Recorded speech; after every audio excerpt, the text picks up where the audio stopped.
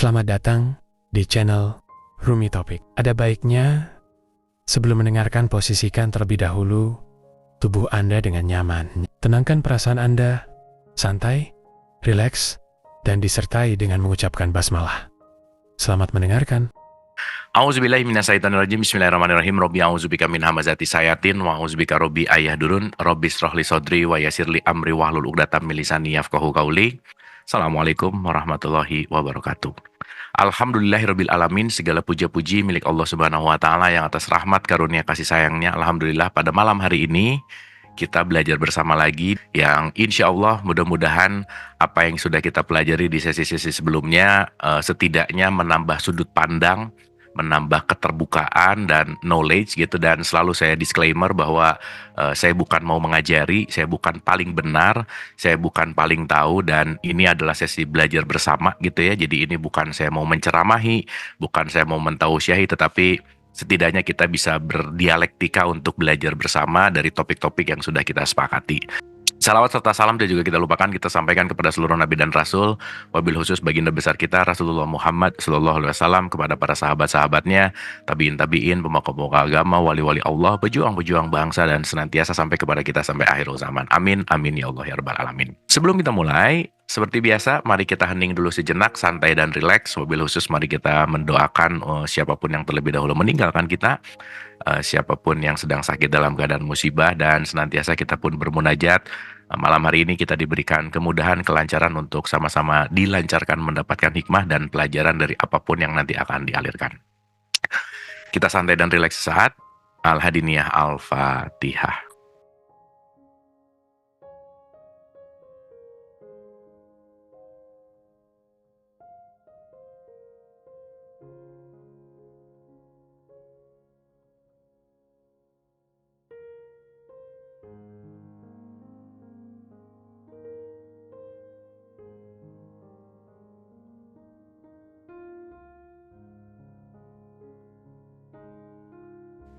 Amin, amin, amin ya Allah ya Rabbal Alamin. Terima kasih Ibu dan Bapak semua, teman-teman semua yang menyaksikan ini. Malam hari ini kita akan sedikit mendalami tentang Al-Quran sejati gitu. Apa itu Al-Quran? Al-Quran sejati itu seperti apa? Dan saya rasa kita melihat ini dari pandangan kesadaran tentu saja. Dan ini kita akan berbicara dalam wilayah yang sangat universal gitu. Makanya saya kasih judul simpelnya adalah Al-Quran untuk manusia gitu. Sehingga nanti kita bisa sama-sama merefleksikan, kita bisa sama-sama mendalami tentang Al-Quran ini gitu. Karena ini adalah petunjuk dan kita akan pelan-pelan untuk memahami ini di wilayah kesadaran gitu. Baik, Ibu dan Bapak, kita sudah bahas panjang lebar ya. Jadi saya izin untuk mereview dulu dari pembahasan-pembahasan kita yang kemarin gitu. Kemarin kita udah bahas tentang kesadaran itu sendiri gitu ya. Bahwasannya kalau kita bicara dalam konteks pembelajaran itu selalu puncaknya adalah mengenali diri gitu. Gitu ya, makanya selalu ada kata di mana man arafah nafs, ketika kita mengenal nafs, kita akan punya korelasi dengan Rob gitu kira-kira. Maka nafs ini adalah jalan untuk mengenali Rob gitu. Ya kita tahu bahwa Rob itu juga salah satu partikel dari Allah itu sendiri gitu. Makanya ada Robbinas, Malikinas, Ilahinas gitu. Dimana Rob itu sebetulnya adalah dalam tanda petik aturan gitu ya. Robul Alamin itu pengatur, sistem lah, kita bicara tentang sistem gitu. Maka Rob itu diartikan pengayom, Rob itu diartikan yang mengajari gitu, atau yang mendidik gitulah kira-kira. Makanya ada tarbiyah gitu. Tarbiyah itu kan pendidikan gitu. Makanya ketika kita mulai menyadari bahwa ya hidup itu adalah pendidikan gitu. Ya kita semua ini sedang dididik oleh semesta sih sebetulnya. Maka kalau kita mengenal nafs kita mengenal siapa yang mendidik kita. Ya dalam bahasa yang sangat umum mengenal Tuhan lah gitu intinya. Nah maka kita udah bahas bahwa kata kunci dari nafs ini apa sih? Aku, atau yang disebut dengan yang namanya diri sejati gitu. Gitu ya. Dan kita mulai menyadari kalau kita bicara tentang diri sejati, kita udah bahas gitu ya. Dan kita melihat dalam perspektif ini bahwa kita tahu bahwa kalau bicara dalam konteks diri itu yang disebut dengan yang namanya tubuh fisik ini adalah kendaraan gitu. Maka yang meliputinya sering disebut identitas gitu. Kita tahu bahwa identitas ini sesuatu yang ditempelkan gitu. Maka sesuatu yang fitrah itu bukan hasil dari akumulasi. Kita lahir itu kecil, membesar karena ada akumulasi makanan dan minuman di dalam tubuh fisik kita. Maka ini adalah akumulasi gitu. Nah, kita masuk lebih dalam, kita bicara kemarin, ada yang disebut dengan manas atau nafs itu sendiri gitu. Ada pikiran, perasaan, emosi, ini juga bagian dari akumulasi. Ini adalah part dari yang namanya aplikasi kita gitu. Gitu ya. Tetapi tetap ketika kita mulai menyadari bahwa aku bukan namaku, aku bukan tubuhku, aku juga bukan pikiranku, aku bukan perasaan, aku juga bukan emosiku. Bahkan nanti di sini ada memori, dan di situ juga ada imajinasi misalkan. Dan ini semua ternyata hanyalah sebuah objek gitu. Maka sang diri sejati yang disebut dengan yang sang subjek, itulah yang disebut dengan yang namanya aku. Ternyata ya subjek itu kalau dalam perspektif di surat 32 ayat 9 adalah aku tiupkan ruh gitu. Dan kemarin sudah kita mudahkan supaya mudah gitu ya. Ruh itu apa sih? Ya itulah yang disebut dengan yang namanya sang kesadaran gitu. Maka kita ini adalah awareness gitu. Makanya ketika I am aware of gitu ya. Apa yang menjadi objek kan bukan kita gitu. Karena kita itu adalah sang kesadaran itu sendiri gitu. Makanya Cardin itu bilang bahwa kita ini adalah spiritual being yang lagi belajar menjadi human, yang sedang melakukan human experience gitu. Maka yang menjadi subjek utamanya adalah sang kesadaran ini gitu. Ya, aku menyadari pikiranku, aku menyadari perasaanku, dan aku menyadari emosiku. Ketika itu semua, aku bisa menyadari tubuhku gitu. Nah, maka dalam perspektif kalau kita bicara bahwa kelahiran pertama disebut as a biological birth, kita lahir sebagai psychological birth, tetapi begitu nanti mengarah bahwa sadar ini hanyalah objek, kita akan masuk kepada spiritual birth gitu. Makanya kita bahas di awal-awal gitu ya, setidaknya ada 3 kelahiran lah gitu. Ya, ketika kita cuma tahu aku tubuh, oh ternyata tubuh ada expired. Ketika kita menyadari aku adalah pikiran akumulasi ya. Pikiran bisa bekerja kalau ada apa? Ada data gitu. Dan data itu sangat limitasi gitu, terlimitasi.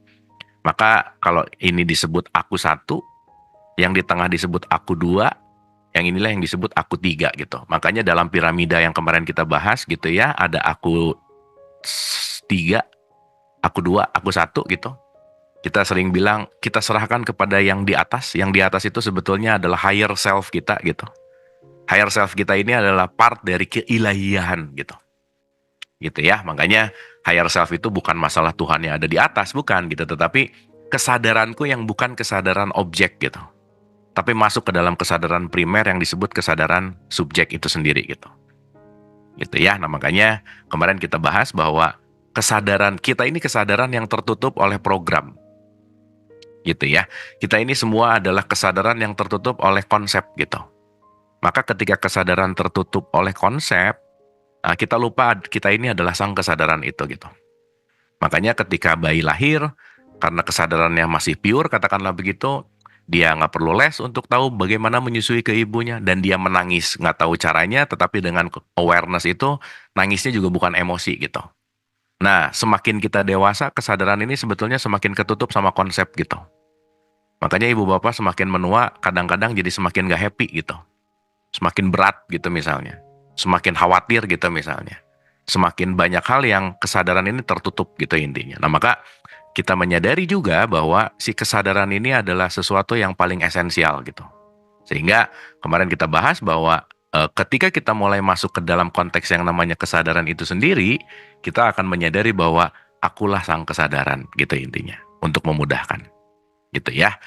Nah, sekarang yang jadi pertanyaan Ibu dan Bapak, kalau kita bicara tentang pedoman ya, ini kita pakai pertanyaan singkat dulu aja ya. Kalau kita berbicara tentang pedoman dan ya kita tanya atau kita diskusi gitu bahwa setiap orang tuh, atau misalnya ya, saya nanya dalam survei beberapa tahun belakangan ini gitu ya, berbicara tentang ini, itu selalu berbicara bahwa Quran adalah manual book gitu. Quran our manual book. Itu yang disebut dengan yang namanya Quran gitu. Nah, yang menarik adalah pedomannya itu adalah Quran, tetapi secara garis besar, secara mayoritas, mungkin ini kalau saya survei gitu ya, begitu saya atau ditanya tentang Quran, rata-rata dengar kata Quran mindsetnya itu langsung ke yang namanya buku gitu kira-kira. Gitu ya, langsung ke buku Quran yang kita punya di rumah lah gitu kira-kira. Yang isinya ada surat ayat, yang isinya ada 114 surat, yang isinya adalah 30 juz gitu, yang isinya ada huruf Arab dan terjemahannya. Itu yang rata-rata langsung kita image-kan kalau kita dengar yang namanya Quran gitu kira-kira. Ya mudah-mudahan ini bisa dijawab masing-masing ya, setuju gitu misalnya. Dan ini menjadi bahasan atau ini menjadi sebuah popular belief bahwa begitu kita dengar kata Quran, langsung output yang ada di top of mind-nya adalah produknya adalah buku gitu. Gitu ya. Nah, yang menarik adalah kita penting menelaah sedikit bahwa itu sesuatu yang nggak salah sih. Tetapi mungkin kita penting untuk menelaah lebih dalam lagi. Nah, kalau kita menggunakan perspektif ini, kita juga penting untuk ngerti bahwa Quran yang dibukukan ini namanya jadi mushaf gitu kira-kira. Gitu ya. Makanya yang dibukukan itu apakah Quran? Iya sih, tapi itu mushafnya. Dan kita penting untuk menyadari ya bahwa buku Quran ini ada 50 tahun setelah Nabi Muhammadnya nggak ada. Jadi Nabi Muhammad nggak pernah ngelihat Quran ini langsung gitu. Nggak pernah bikin revisi gitu misalnya.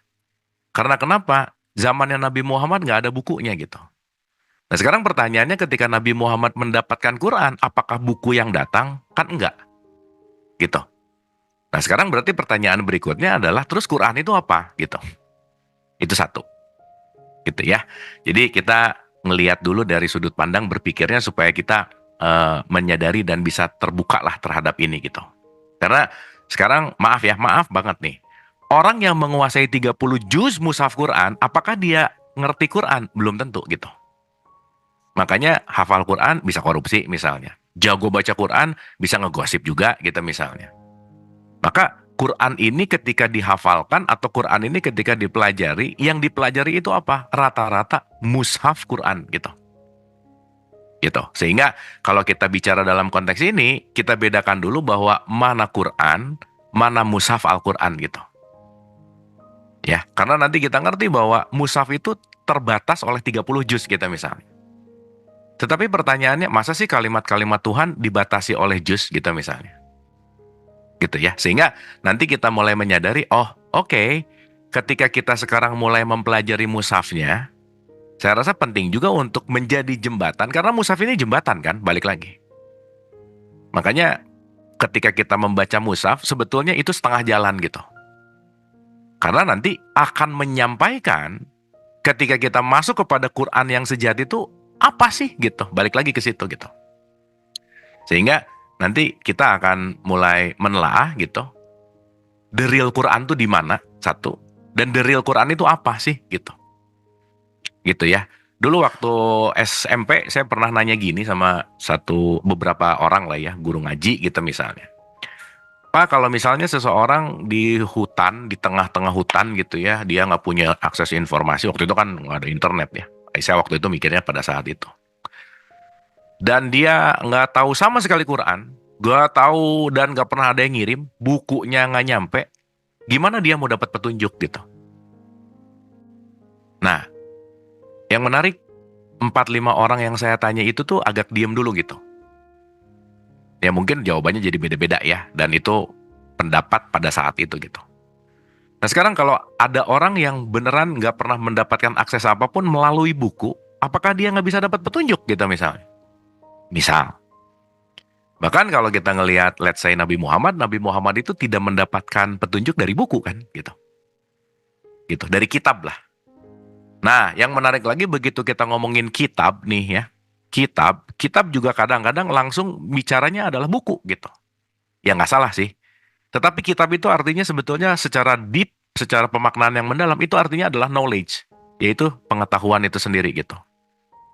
Makanya zalikal kitabul la raiba fi, knowledge itu tidak ada keraguan. Untuk siapa? Untuk yang sudah mengalami gitu. Maka keraguan ada karena kenapa? Belum mengalami gitu kira-kira. Maka antara aku tahu Dan aku mengalami itu dua hal yang berbeda. Tahu sabar belum tentu mengalami sabar gitu. Nah, tahu mushaf Quran, nah apalagi yang sering saya cerita ya ibu bapak, di masyarakat kita kan hobinya hatam ya gitu. Dan ketika hatam tuh ngerasa udah ibadah gitu. Ya nggak salah sih. Tapi ketika membunyikan tapi tidak mendapatkan petunjuknya, bagaimana kita akan mengikuti petunjuknya sementara kita nggak paham gitu. Dan sekarang kan yang digaungkan adalah hatam, paham, hatam, hafal gitu. Bagus, bagus. Tetapi konteks intinya adalah Quran ini, buku ini bukan untuk dibaca aja kan gitu. Tapi untuk menjadi guide gitu. Dan untuk menjadi guide itu kan berarti harus masuk ke dalam nalar kita gitu. Makanya di 12 ayat 2 itu, nah kita singgung sedikit ya. Kalimatnya begini. Alif lam ro tilka ayatul kitabil mubin, itu adalah sesuatu yang mubin, real. Inna anzalnahu Qur'anan Arabiyyan la'alakum, di sini ada kata-kata ta'qilun. Quran didesain untuk dipahami gitu. Makanya ketika kita membaca tapi tidak menggunakan akal, jadinya cuma bunyi gitu. Maka membacakan belum tentu memahami gitu. Nah sekarang yang jadi pertanyaannya, gimana mau menjadi laku kalau tidak memahami? Makanya kan output yang paling penting adalah merubah buku menjadi laku gitu kira-kira. Merubah tulisan menjadi akhlak gitu kira-kira. Sementara ya kadang-kadang kalau sekarang ngelihat ada orang yang hafalannya panjang, suaranya bagus, oh ini kayaknya religius, soleh-solehah banget gitu. Ya nggak salah sih, tapi nggak gitu juga gitu. Karena menguasai buku, hafal buku, belum tentu menjadi laku gitu kira-kira. Maka nanti kita ngerti bahwa ada ayat-ayat kauniyah misalnya, ada ayat-ayat kauliyah gitu misalnya, dan banyak hal sekali kalau kita mau bicara tentang konteksnya ini gitu.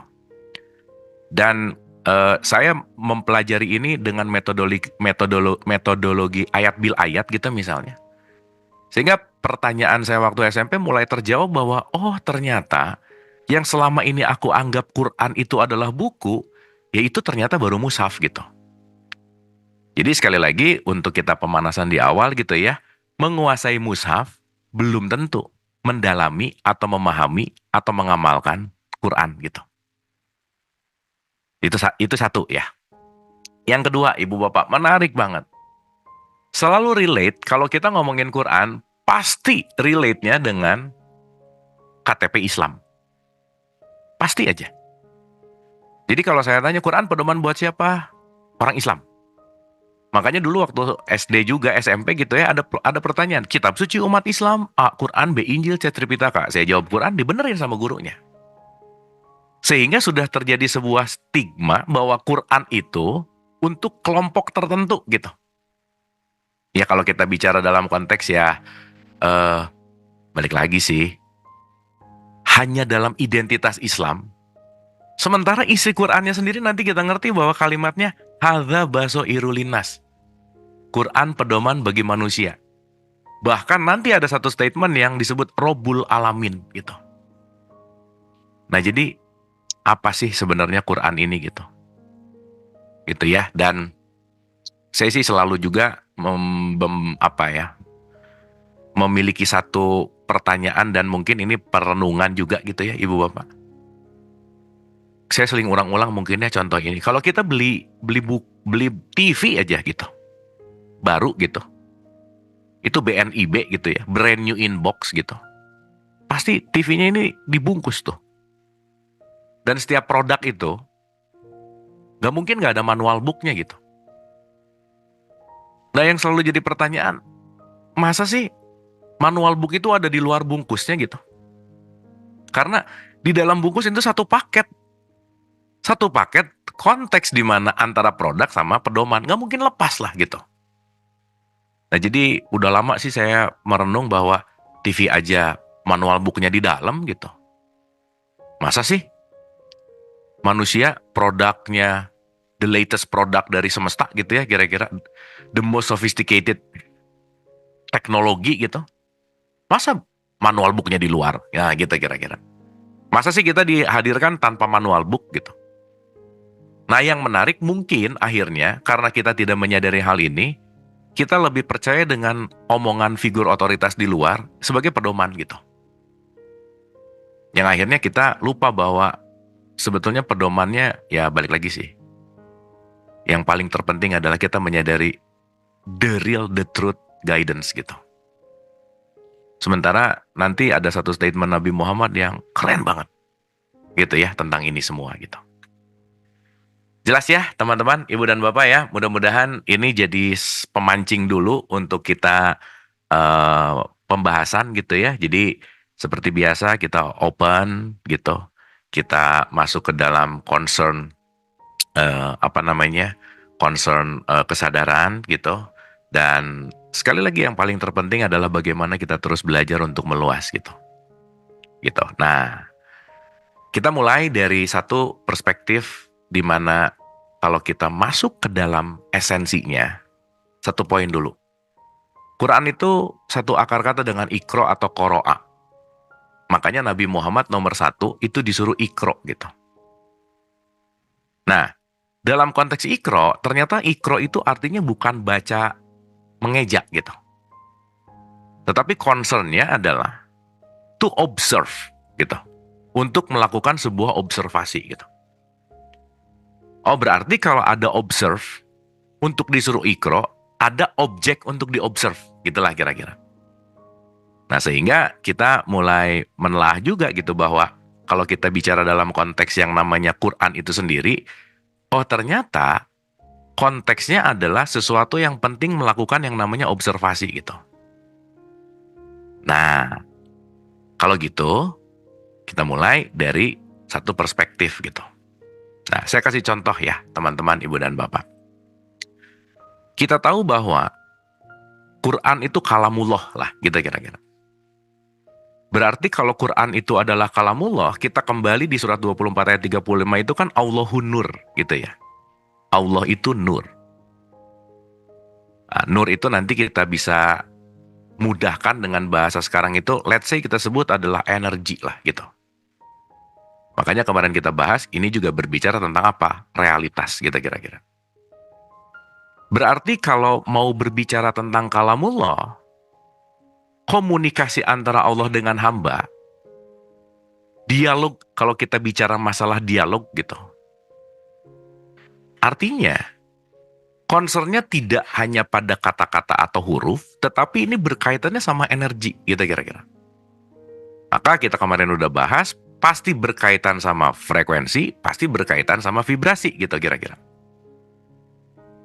Berarti pewahyuan, kalau kita bicara pewahyuan, seseorang yang mendapatkan wahyu atau kalamullah adalah yang bisa mengakses, kalau mungkin pakai bahasa sekarang gitu ya, gelombang ilahiyah gitu.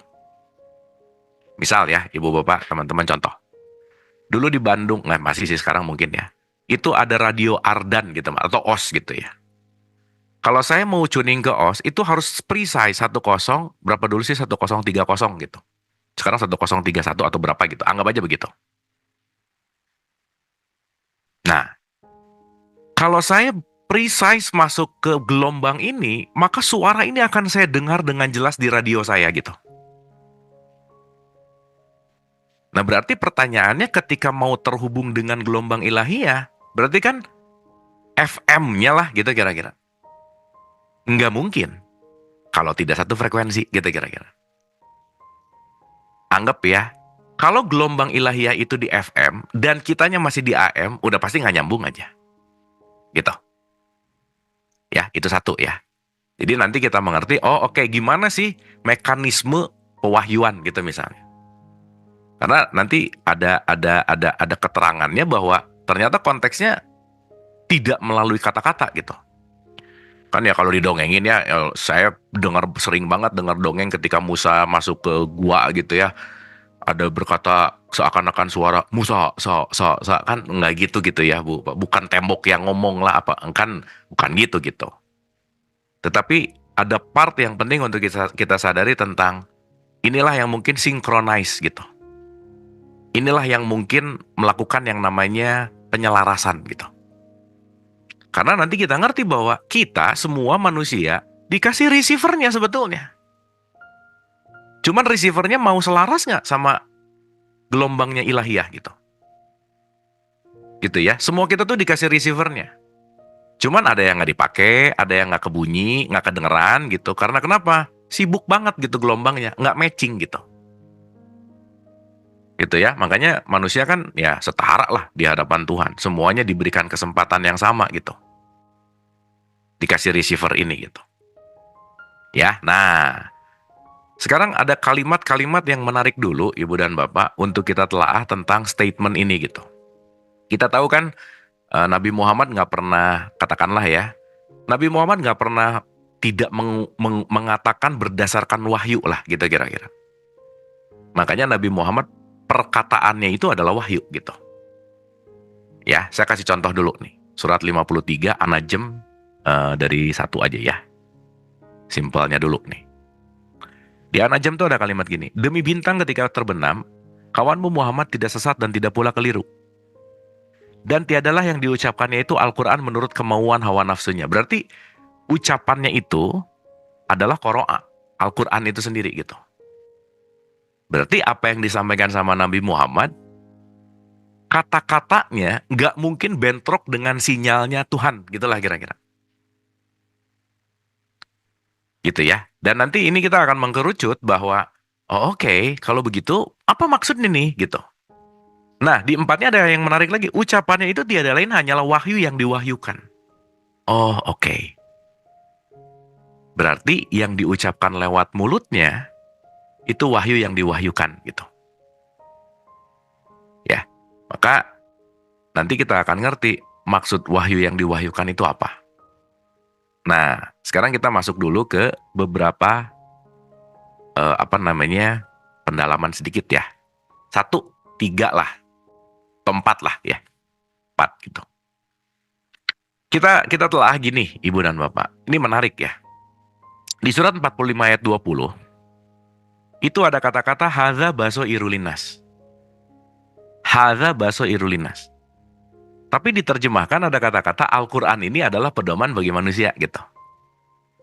Padahal dalam bahasa Arabnya itu nggak ada kata-kata Al-Quran, itu nggak ada. Tapi yang ada adalah hadza. Mungkin penerjemah waktu itu mengasumsikan ini lagi berbicara tentang Quran gitu. Oke ya. Maka di sini kata-katanya hadza. Hadza itu artinya apa? Ini. Oke, kita pakai dulu ya terjemahannya secara lengkap gitu, secara yang seadanya dulu. Al-Quran ini adalah pedoman bagi manusia. Ingat ya, kata-katanya manusia. Gak ada kalimat Al-Quran ini pedoman bagi orang yang KTP-nya Islam. Gak ada. Bagi kelompok tertentu. Gak ada. Tetapi statementnya di situ adalah baso iru linnas. Dapat ya? Sehingga siapapun manusia itu bisa mengambil pelajaran dong dari Quran. Karena kenapa? Quran didesain untuk manusia. Kata siapa? Bukan kata saya. Ada nih ayatnya gitu. Kalau sekarang kita bicara tentang dalil gitu. Jadi kalau sekarang kita bicara bahwa Quran pedoman untuk orang Islam. Nah, coba cek dulu nih. Quran sendiri ngomong untuk manusia gitu. Ya, nah ya, kita tulis dulu satu-satu nih karena kita perlu agak teliti dan menelaah agak lebih dalam di sini. Oke, tadi ada kata-kata hadza disebutkan maknanya adalah ini. Dan ini pedoman untuk siapa? Manusia. Ya, berarti di sini ada kata-kata ini.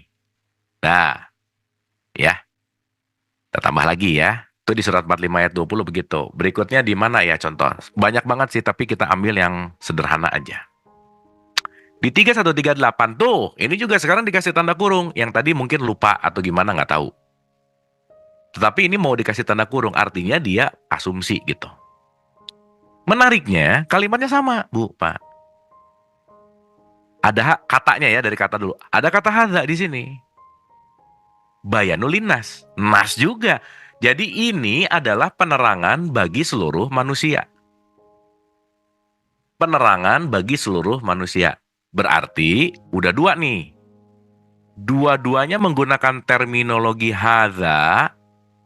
Artinya apa? Ini. Untuk siapa? Manusia. Berarti makin jelas dong. Kalau ini mau berbicara tentang manusia. Oh, berarti makin jelas dong. Kalau ini lagi berbicara tentang universal. Dan kadang suka lupa ya ibu bapak. Di rukun imannya Islam, itu kita disuruh mengimani kitab-kitab loh. Jadi kalau mengimani kitab-kitab kan kita penting passing over ya. Jadi saya pernah belajar kitab Injil.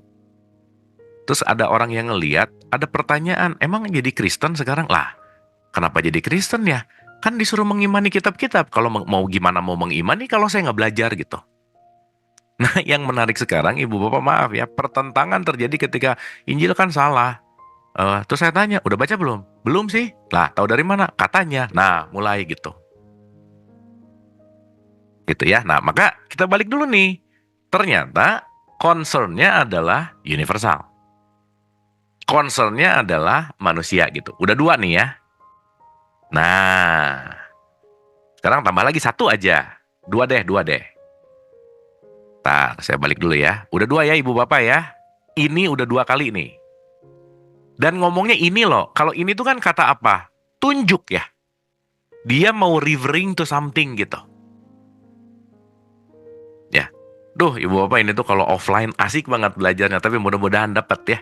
Kalau offline tuh gampang gitu ngeranginnya. Tapi mudah-mudahan bisa didapat dulu lah gitu. Tapi anyway nanti di offline berikutnya kita akan dalemin gitu. 8127 misalnya. Nih. Di sini ada kata-kata in huwa illa zikrulil alamin. Wah, mana nggak ada kata Quran juga di sini, tapi ditulisin Quran di sini. Mungkin pakai tanda kurung lah, nggak apa-apa ya. Tapi yang menarik ini nggak ngomongin lagi ini, tapi huwa, ada hadza, ada huwa gitu. Nah, berarti di sini ada kata-kata apa? Huwa. Artinya apa? Itu. Oh, berarti tadi ini referring to something, itu juga pasti referring to something.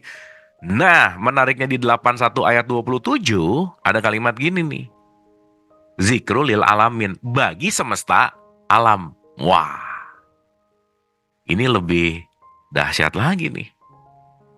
Ternyata mainannya, skupnya, itu semesta alam gitu.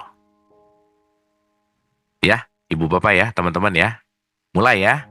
Mudah-mudahan udah mulai bisa bedain. Kayaknya ini lagi ngomongin buku deh. Nah gitu. Kayaknya ini lagi ngomongin si kitab mushaf itu deh gitu. Karena kalau sekarang ngomong Nabi Muhammad nunjuk ini adalah pedoman. Emang mushafnya udah ada? Ya belum lah. Terus Nabi Muhammad nunjuk ini kemana? Betul nggak? Nabi Muhammad nunjuk itu kemana gitu. Karena ini dan itu pasti referring to something gitu.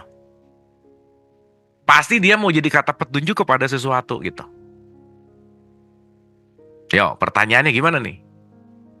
Berarti pertanyaannya kalau gitu, jangan-jangan kita harus meluaskan nih. Yang selama ini aku anggap sebagai Quran, itu adalah sesuatu hal yang hanya disebut mushaf Quran gitu. Ya, oke, tambah lagi ya, satu lagi aja. Ini kalau mau disatu-satuin kita sampai malam nggak beres-beres nih. Tapi ini sebagai sampling aja. Sampling berikutnya 3127 nih. Ini yang akan membuat kita juga untuk meluas ya. Nih. Dan seandainya pohon-pohon di bumi menjadi pena dan laut menjadi tinta, ditambahkan kepadanya 7 laut lagi sesudah keringnya, niscaya tidak akan habis-habisnya dituliskan kalimat Allah. Kalimatullah tuh nggak akan pernah habis. Sesungguhnya Allah Maha Perkasa lagi Maha Bijaksana. Nah, berarti kalau Quran sebagai kalam Allah, kalimatullah, berarti kan kalau gitu, kalau diumpamakan aja bahwa pena dan laut, pena itu adalah pohon, laut itu adalah tinta ditambah 7 lautan, berarti unlimited dong. Berarti ini lagi berbicara sesuatu yang tidak dilimitasi gitu. Ya, pertanyaan. Emang nulis satu, ya nggak satu lah ya, buku Quran perlu 7 lautan tinta gitu ya kira-kira. Berarti kan ini ada sesuatu nih gitu. Nah sekarang ibu bapak, tar ya, saya ngambil kitab dulu bentar. Boleh tolong nggak? Bentar ya, supaya ada buktinya. Ah, supaya kita bisa agak sedikit praktek gitu ya. Sekarang kita kita role play ya. Oke. Eh, Waktu kita bicara bahwa saya lagi pegang apa, itu rata-rata bilang pegang Quran. Ya nggak salah. Tapi once kita ngerti bahwa ini adalah buku, ini adalah mushaf, dan ini dibukukan 50 tahun setelah Nabi Muhammad, nggak ada. Makanya nggak ada kan, revised by Muhammad SAW gitu, nggak ada Bu, Pak. Dan yang menarik lagi kalau nanti lebih dalam, kenapa ya wahyu pertamanya Iqra, tapi surat pertamanya jadi Al-Fatihah gitu. Kenapa nggak Iqra gitu misalnya. Anyway, itu nanti panjang lagi sih. Nah, tapi role play-nya adalah, saya kasih contoh ya, Ibu Bapak ya, teman-teman semua. Kalau saya datang ke tetangga saya yang Konghucu gitu misalnya. Misal ya, ini kita role play nih. So, saya bilang, Pak, ini pedoman kita sebagai manusia.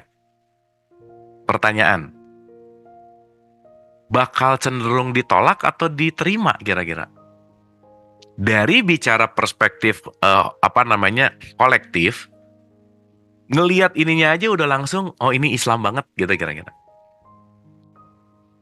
Gitu ya, kalau kita bicara dalam bentuk bukunya, itu intinya. Padahal, tadi ayatnya bilang bahwa hadza baso irulinas. Berarti buku ini nggak fit dong, gitu. Untuk seluruh manusia. Kenapa? Satu, udah ada stigma dan perspektif. Yang kedua, lebih dalam lagi. Kalau ngomongin zikrulil alamin, alam semesta, gimana nih? Pohon tuh gimana cara baca buku gitu misalnya. Gitu ya. Binatang gitu misalnya, kan termasuk gimana cara baca bukunya. Sementara Quran adalah pedoman zikrul lil alamin. Oke ya. Berarti ada beberapa nih yang penting untuk kita kupas lagi. Yang ketiga, kalaupun penanya itu adalah pohon dan lautan itu adalah tinta, ditambah 7 lautan, nggak akan habis kalimat Allah. Ini kan cuma 30 juz ya. Dibatasi gitu. Dibatasi gitu. Berarti si 3127 tadi isi di Quran itu sendiri bicara bahwa kalimat Allah nggak ada batasan dong harusnya. Gitu. Nah, mudah-mudahan dengan pembelajaran ini, dengan runtutan ini, kita mulai ngerti dulu ini adalah mushaf dan kita akan masuk ke jembatan apa sih the truth Quran gitulah kira-kira. Sip ya? Oke ya. Nah, sekarang yang jadi pertanyaan berikutnya adalah, yuk kita telah lagi. Balikin lagi. Oke. Dapat ya Ibu Bapak ya? Saya ulang dulu nih ke catatan kita nih. 1. Berarti kalau ini bicara tentang yang namanya pedoman bagi manusia, kalau cuman buku, nggak matching dong. Karena bisa bertolak belakang. Ya, apalagi nanti dengan tafsir, pendekatan. Makanya nggak ada tafsir yang absolut tuh nggak ada. Semuanya pendekatan gitu. Dan itu dinamis gitu. Gitu ya. Nah, yang kedua nih berarti sama aja. Hadza untuk nas nggak bisa. Apalagi ini nih. Semesta. Gitu. Apalagi kita bicara dalam concern tidak terbatas. Berarti clear ya? Kita sementara bisa melihat bahwa kalau ini hanya dalam wilayah yang terbatas atau buku, berarti nggak sinkron kita kira-kira. Oh, berarti kita ngerti. Itulah kenapa sering ada yang disebut tersurat dan tersirat gitu. Ada kauniyah dan ada kauliyah gitu. Nah, sekarang pertanyaannya kalau gitu, kalau boleh saya kasih persentase ya Ibu Bapak. Yang tersurat itu cuma 0,1%. Tapi yang tersirat 99,9%. Berarti yang tersurat kan dikit banget dong.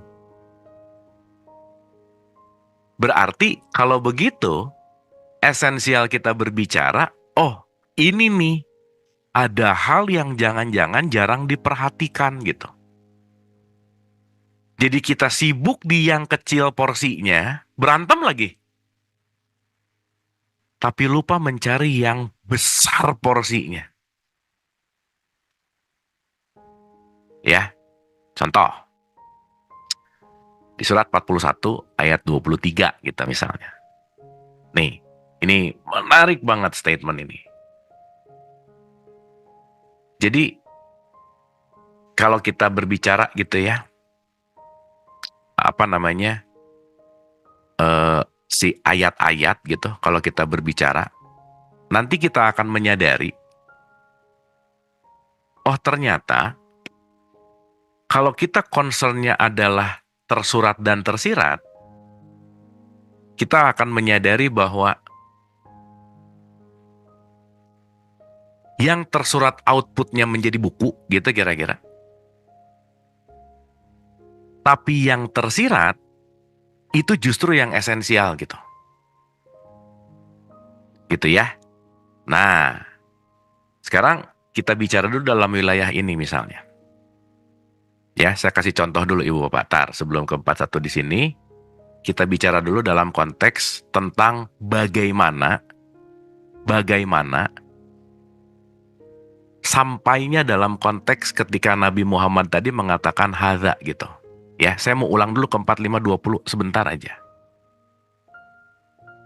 Oke, saya kasih contoh nih ya, Ibu Bapak. Di sini ada kata-kata hadza. Ya, berarti hadza itu mau bicara tentang kata tunjuk ini, gitu.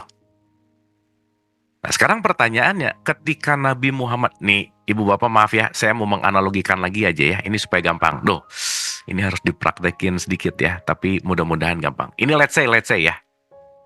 Let's say ada Nabi Muhammad waktu itu gitu. Ditanya nih sama si X gitu misalnya.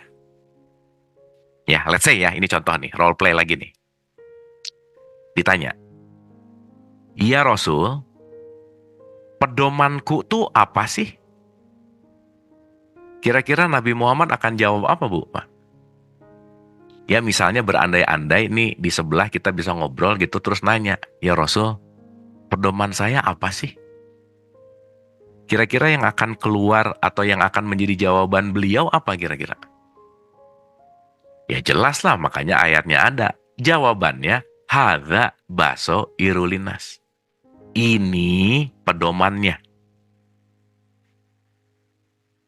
Kok nunjuk ke Al-Quran? Kan Al-Qurannya belum ada ya.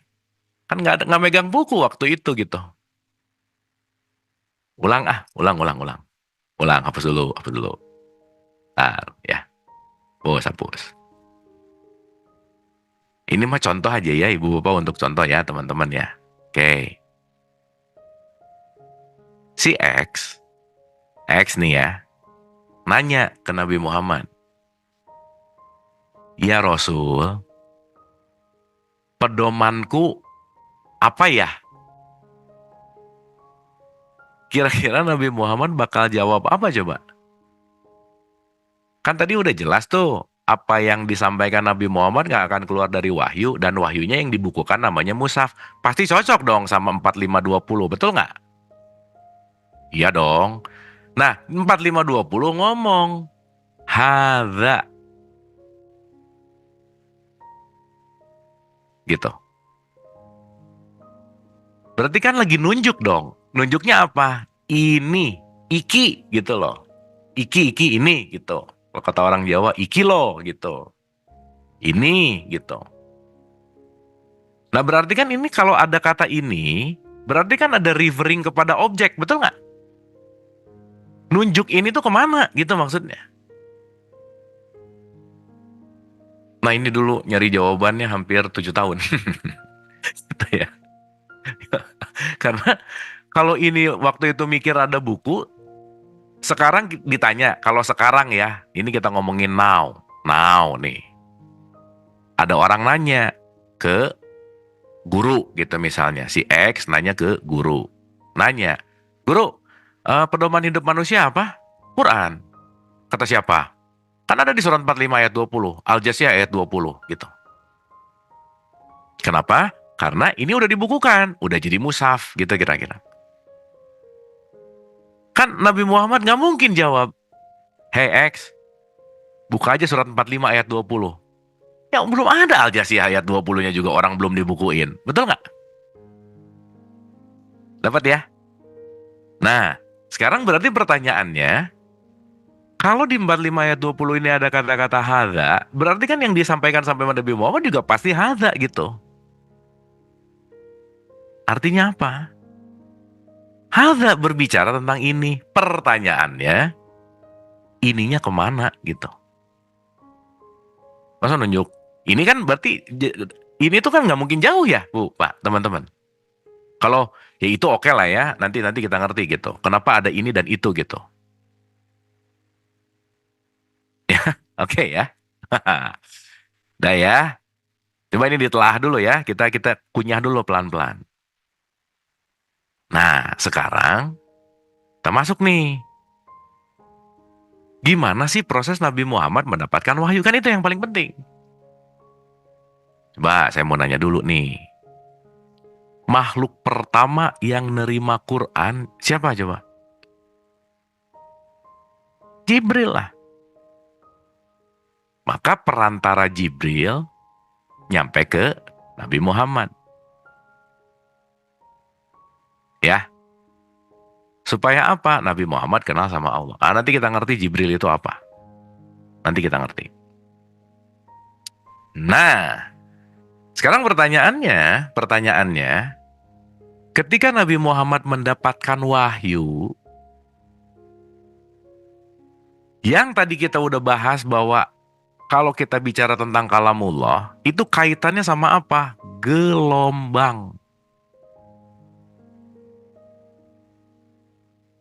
Maka mau nggak mau, suka nggak suka, ya ini permainannya adalah gelombang, gitu. Berarti kalau kita bicara dalam konteks yang namanya gelombang, berarti berbicara tentang konteks yang namanya receiver, gitu. Clear ya? Nah, sekarang yang jadi pertanyaan adalah,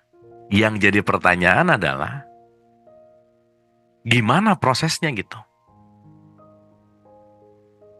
Gimana prosesnya gelombang ini? Ya bahasa gampangnya aja dulu ya. Gimana prosesnya gelombang hamba menyatu dengan gelombang ilahi, itulah intinya. Yang nanti teman-teman ya, kalau kita pakai bahasain sekarang, ada intuisi, ada ide, ada creativity gitu. Teman-teman yang ada dapat ide, ceklek dari mana datangnya sih gitu. Dan pertanyaannya, waktu dapat ide kan pasti nggak mungkin pada kondisi yang chaos gitu. Nggak mungkin pada kondisi yang lagi hektik, stress, anxiety, gitu. Makanya nanti kenapa Nabi Muhammad dapat wahyu di Gua Hiro, gitu. Gitu ya. Nah, contoh dulu. Tambah dulu satu ya. Makanya di surat 41 ayat 53 tuh ada kalimat gini. Nah,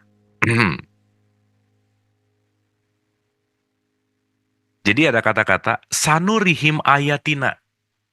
Sanurihim itu artinya I will show you. Aku akan menyingkapkan loh ya. ayat-ayatnya. Ingat, ayat itu bukan tulisan hurufnya Arab, bukan. Ayat itu tanda, sign. Maka tanda ini tuh luas banget gitu.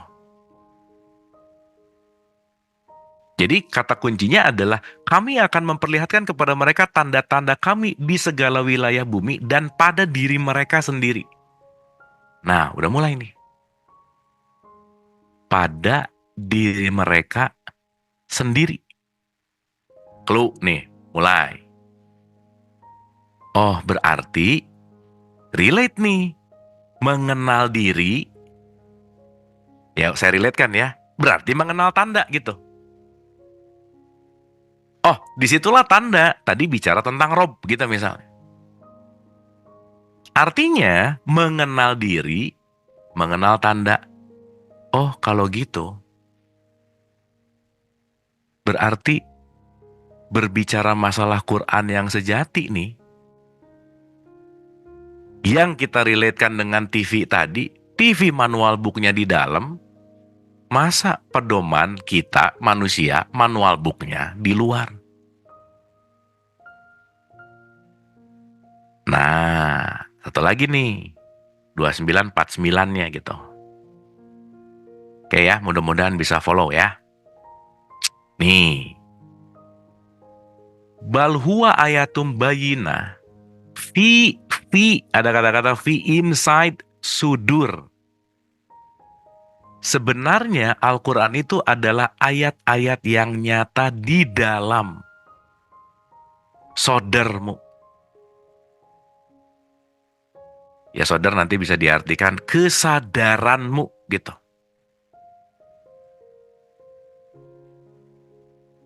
Sip ya. Oh, berarti kan ini lagi ngamain keluar dong kalau gitu. Berarti bukan masalah keluar diri, tapi ke dalam diri. Yang tadi kita sama-sama paham bahwa kita semua dikasih receiver yang sama kalau kita ngomongin receiver. Kita semua adalah kesadaran yang tunggal gitu.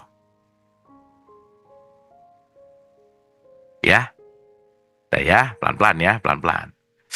Itu nanti pas endingnya mudah-mudahan gong aja. Simpel banget sih sebenarnya. Cuman kalau nggak muter dulu ke sini, nggak dapet gitu.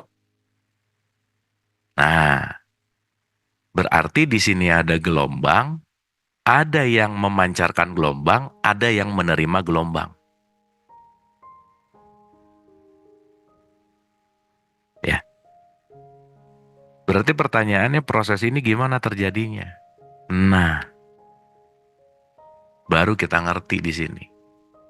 Ketika 26192 itu ngasih clue lagi nih. Dan sesungguhnya Al-Quran ini benar-benar diturunkan oleh Tuhan semesta alam. Ia dibawa turun oleh Ar-Ruh Al-Amin. Ya, kita udah sadar, kita bahasakan dengan mudah bahwa dengan sang kesadaran gitu. Di mana letaknya? Receivernya. Ke dalam hatimu. Ala kolbik.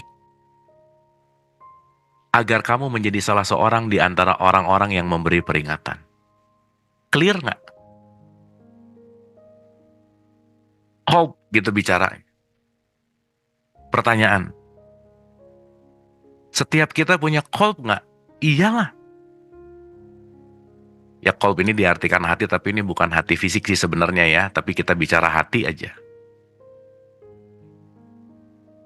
Nah, berarti sumber pedoman udah dikasih bareng. Siapapun itu. Pertanyaannya, mau nggak kita meniti ke dalam untuk membukanya gitu? Mau nggak kita meniti ke dalam untuk mengenalnya gitu? Nah, ini semua jadi make sense ketika balik lagi ke pertanyaan tadi. Berarti ketika ada pertanyaan ngomongin ini, jadi gimana ya bahasanya ya? No wonder ketika Nabi Muhammad bilang istafti kolbak. ikuti kolbumu gitu. Karena di mana pedoman itu ada di ini loh, gitu loh. Itu loh. Lagi nunjuk kemana? Hadza. Concernnya kemana? Ke kolbu gitu.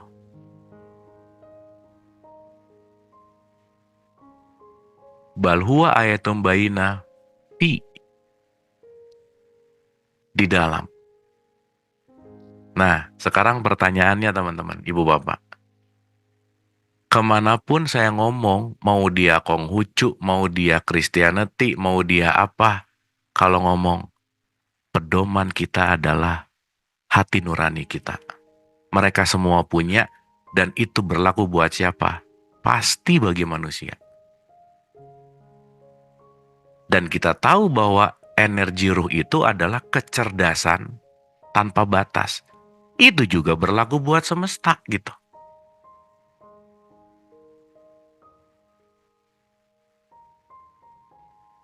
Dapat ya teman-teman ibu bapak ya.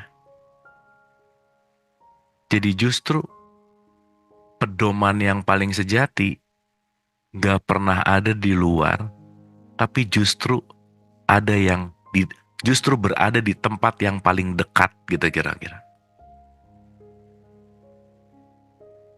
Nah, makanya ya, nanti kita elaborasi lagi nih. Makanya menarik nih kalau kita bicara tentang 4252 gitu misalnya. Wa kadzalika auhayna. Jadi demikianlah kami wahyukan kepadamu wahyu dengan perintah kami. Di sini ada kata-kata ruhan. Wa kadzalika auhayna. Ruhan di sini. Dalam artian, ruh itu juga mengandung petunjuk. Berarti kalau begitu, setiap kita ditiupkan ruh, setiap kita juga ditiupkan petunjuk, setiap kita juga diberikan kesadaran. Artinya apa sih? Kalau kita berbicara dalam konteks ini, balik lagi nih ya. Sang ruh yang diberi aplikasi jiwa, yang dibungkus oleh yang namanya jasad gitu. Berarti yang di dalam ini include petunjuk dan pedomannya nggak? Iya dong. Ini kemarin kita bahasakan dengan mudah apa? Sang kesadaran. Jadi simply, Quran sejati adalah puncak yang namanya kesadaran.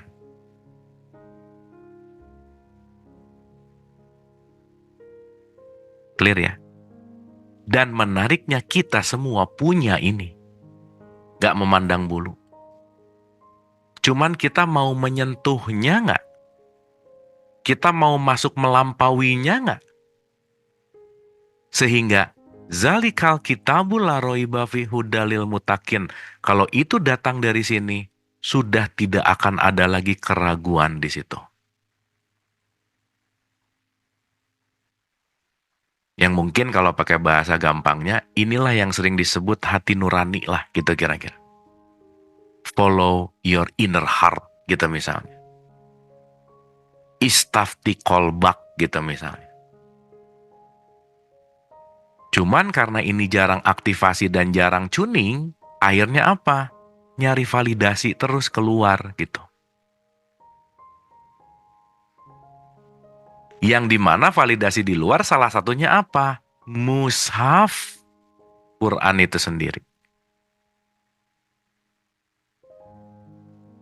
Jadi maaf ya, kalau kita membaca mushaf tapi tidak menyucikan nurani, dalam tanda petik ya, maka ini tidak akan berbuah menjadi sebuah akhlakul harimah gitu bahasanya. Karena begitu validasi mushaf itu menjadi pengetahuan, tetapi dia belum tentu menjadi laku gitu.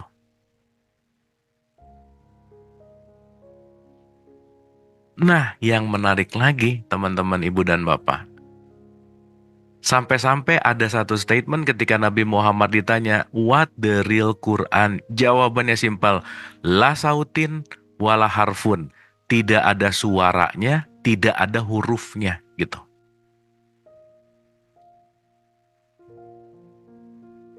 Berarti kalau nggak ada suara, nggak ada hurufnya, itu lagi bicara apa sih? Kalau bukan bicara dalam konteks yang namanya rasa gitu.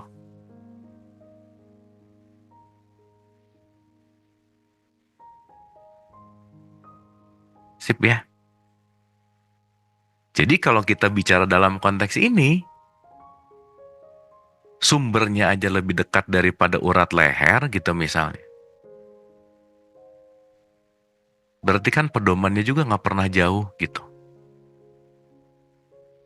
Maka orang yang menuju kepada pedoman sejati hikmah, orang yang menuju kepada pedoman sejati Quran yang ada di dalam diri kita, mendapatkan itu yang disebut dengan yang namanya mendapatkan hikmah gitu.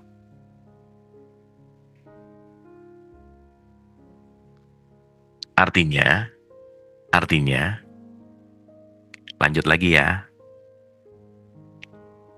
Berarti Quran itu core di dalam puncak kesadaran. Dan puncak kesadaran ini terlimit oleh yang namanya aplikasi, namanya manas, nafs tadi. Pikiran, perasaan, dan emosi. Ini dibalut oleh yang namanya jasad. Pertanyaan. Berarti kalau aku mau mendapatkan Quran yang sejati, aku harus melampaui segitiga manas ini dong. Maka suasana ketiganya halus dalam wilayah suasana nanti Quran mengatakan mutmainah, tenang.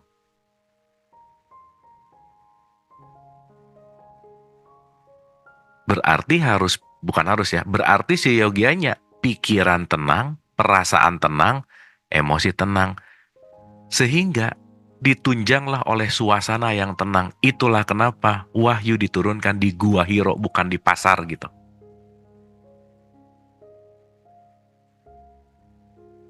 Kata kuncinya nggak bisa enggak. Tembus menuju Quran sejati, masuk ke dalam kata yang namanya suwung atau hening gitu.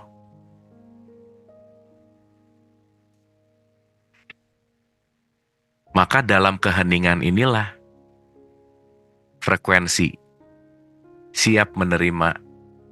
receiver siap menerima gelombang dari pusat lah dalam tanda petik. Berarti pertanyaannya, kalau Nabi Muhammad langsung menerimanya di receivernya, Nabi Muhammad nggak perlu kata-kata dan huruf untuk mengerti petunjuk, betul nggak? Artinya Nabi Muhammad nggak perlu buku untuk dapat petunjuk. Nah inilah yang disebut Nabi yang ummi gitu.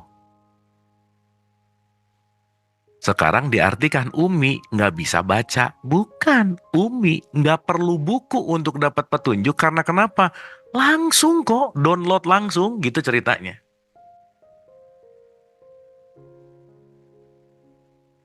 Nggak perlu kata-kata, nggak perlu buku untuk kenal. Karena kenapa?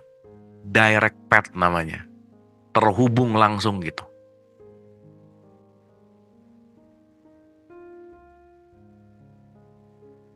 Nah, artinya apa? Once kita berbicara dalam konteks ini, itulah kenapa untuk menuju kepada titik terdalam yang harus diberesin apa? Jiwanya. Maka ketika jiwamu makin bersih dalam tanda petik, atau yang disebut mutmainah, maka disitulah akan terhubung langsung gitu kira-kira. Karena ingat, hadza baso irulinnas, Al-Quran pedoman bagi manusia gitu.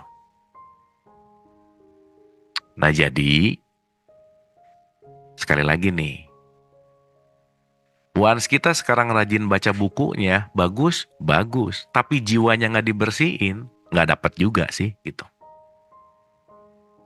Makanya orang yang mendapatkan hikmah, syarat mutlaknya apa sih? Berbuat baik gitu.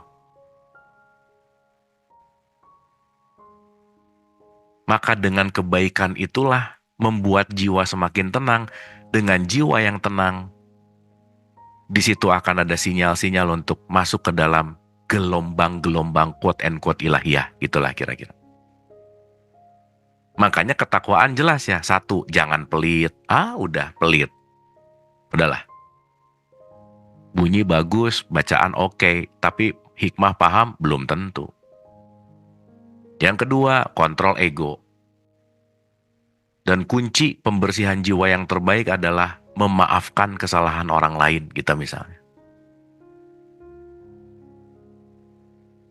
Makanya once kita ada di wilayah-wilayah pembersihan jiwa, suasananya jadi semakin tenang gitu inti.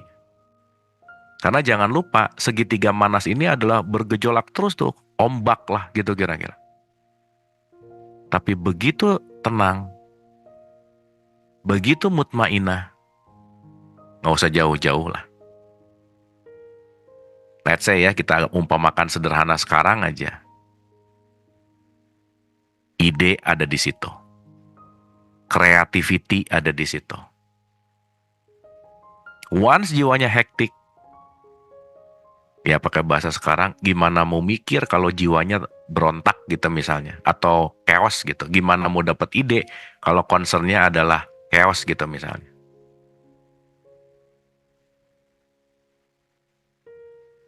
Makanya, ya ayuhan nafsul mutmainah, wahai jiwa yang tenang. Nah, Ibu dan Bapak, saya mau kaitkan di sini nih.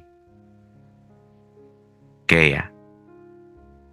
Kalau dalam skala yang kita bahas kemarin, enlighten itu ada di level sini nih.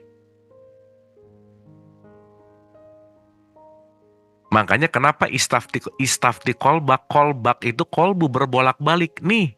Berbolak-balik di mana? Kalau nggak di level hijau, kuning, merah, bolak-balik aja.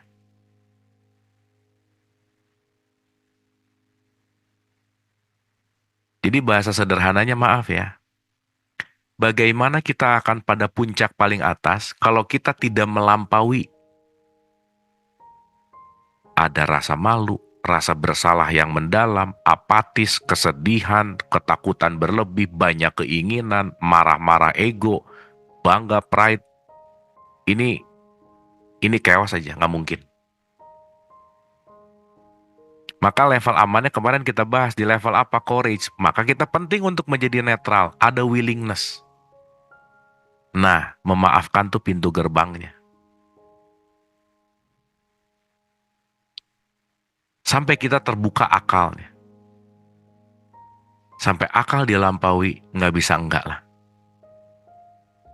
Yang bisa mengakses gelombang itu hanyalah yang penuh dengan cinta kasih. Dan disitulah masuk ke dalam concern yang namanya bahagia dan damai. Kalau udah ada cinta, kebahagiaan, dan damai, tinggal tunggu waktu untuk bisa hadir ke Quran sejati gitu kira-kira. Dan kalau udah nyampe, balik lagi, zalikal kitabu la raiba fi, tidak ada lagi keraguan. Gimana mau ragu, orang langsung dapat kok gitu. Dalam tanda petik ya. Nah maka sekarang kita belajar kemana-mana, buka buku, mushafnya. Sebetulnya kan gerbang untuk masuk meniti ke dalam diri kan gitu. Dalam tanda petik untuk terkoneksi langsung. Kenapa? Orang dianya aja nggak jauh kok, lebih dekat dari urat leher gitu.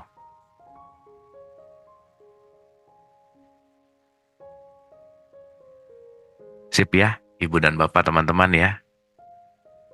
Jadi mudah-mudahan kita mulai bisa menelaah lagi gitu. Untuk mulai menyadari bahwa kenapa sih kaitan pembelajaran kita tuh urusannya sedekah, berbuat baik, memaafkan. Sedekah, berbuat baik, memaafkan. Karena itu stimulus kita untuk ada di level-level 500 ke atas sih sebetulnya? Udah pelit, menggenggam, melekat, gimana mau dapat ide gitu misalnya. Gitu. Maka ketika kita memiliki, kita bagikan, itu akan menjadi hukum perputaran kita misalnya. Nah, jadi teman-teman ibu dan bapak, dari penjelasan yang muter-muter ini ya maaf ya, cuman mau bicara bahwa Quran yang sejati nggak pernah di luar dirimu, tapi Quran sejati selalu ada di dalam lubuk hatimu yang terdalam gitu. Makanya nanti abis ini kita akan belajar derajat lapisan kolb. Dimulai dari sodar nanti, masuk ke kolb nanti, masuk ke fuad nanti, sampai ke sir, sampai ke lub-lub, sampai ke disitulah yang tiang disebut kolbun mukmin baitullah gitu kira-kira.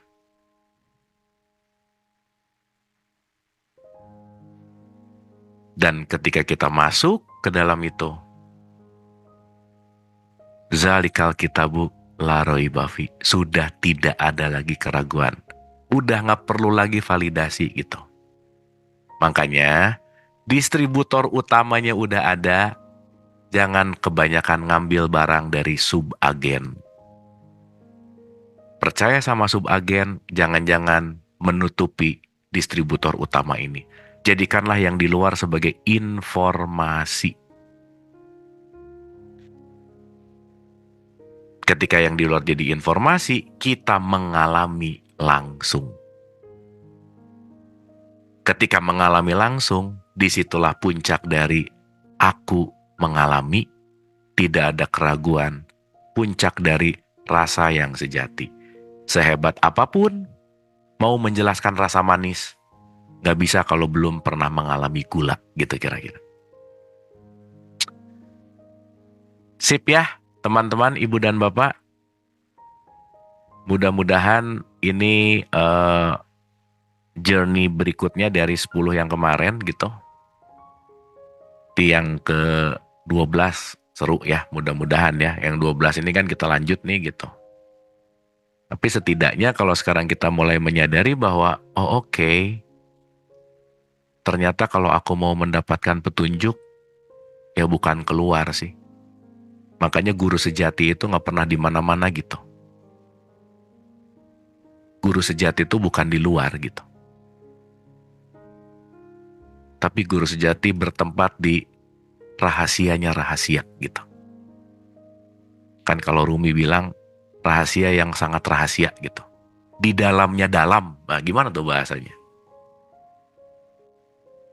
Setelah Rumi itu bilang, kedalaman sang dalam gitu. Melampaui yang paling dilampaui kita misalnya. Nah, disitulah akan berjumpa dengan sesuatu yang la sautin wala harfun. Gak ada suaranya, gak ada hurufnya. Yang ada hanyalah rasa dan welas asih gitu. Sip ya, ibu dan bapak. Mudah-mudahan ada sudut pandang. Sekali lagi ini bukan, saya tidak berusaha meyakinkan apa-apa. Dan ini juga untuk bahan ditelaah dan dikunyah gitu. Dan yang paling terpenting lagi kita aplikasikan gitu. Karena kalau ini sesuatu hal yang tidak menjadi laku, kita tidak akan bisa mengalami dan merasakan gitu. Tapi setidaknya ada perspektif, ada ada sesuatu yang mungkin kita bisa lihat lebih dalam dari pembelajaran apapun itu gitu. Dan yang paling penting semoga bermanfaat ibu dan bapak dan semua teman-teman. Saya rasa hatur nuhun, Pak Halim, kita doa sebentar sebelum nanti mungkin ditutup. Ibu dan bapak, terima kasih atas kebersamaannya malam hari ini. Semoga bermanfaat. Al-Hadiniyah, Al-Fatihah. A'udzubillahiminasyaitonirrajim. Bismillahirrahmanirrahim. Alhamdulillahirrabbilalamin. Ar-Rahmanirrahim. Maliki yaumiddin. Iyyaka na'budu wa iyyaka nasta'in. Ihdinas siratal mustaqim. Siratal ladzina an'amta 'alaihim ghairil maghdubi 'alaihim waladdallin. Allahumma rabbighfirli wa liwalidayya warhamhuma kama rabbayani shaghira. Rabbana atina fid dunya hasanah wa fil akhirati hasanah wa qina adzabannar. Wa adkhilna jannata ma'al abrar ya aziz ya ghafar ya rabbal alamin. Subhana rabbika rabbil izzati amma yasifun wa salamun alal mursalin walhamdulillahi rabbil alamin.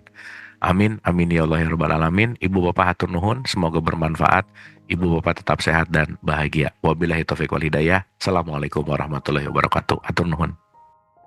Anda telah menonton video ini hingga di penghujung video. Semoga video ini bermanfaat untuk Anda, serta dapat menjadikan diri Anda lebih baik dari hari kemarin. Nantikan video kami selanjutnya. Terima kasih.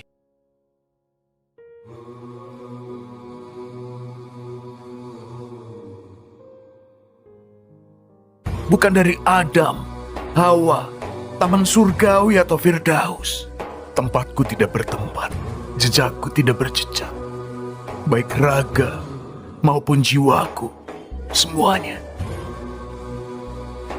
adalah kehidupan kekasihku.